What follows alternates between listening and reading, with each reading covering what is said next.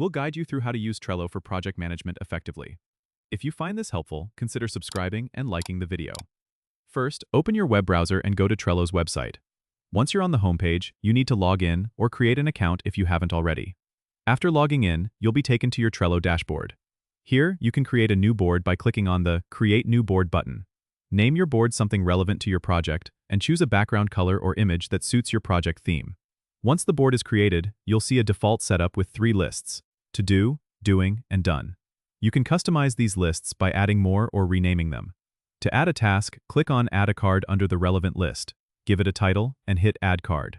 You can then click on the card to open it and add more details like descriptions, due dates, labels, and attachments.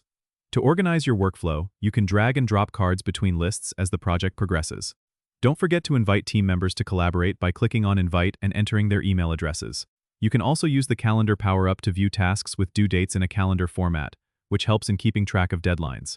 Another tip is to use checklists within cards to break tasks into smaller steps.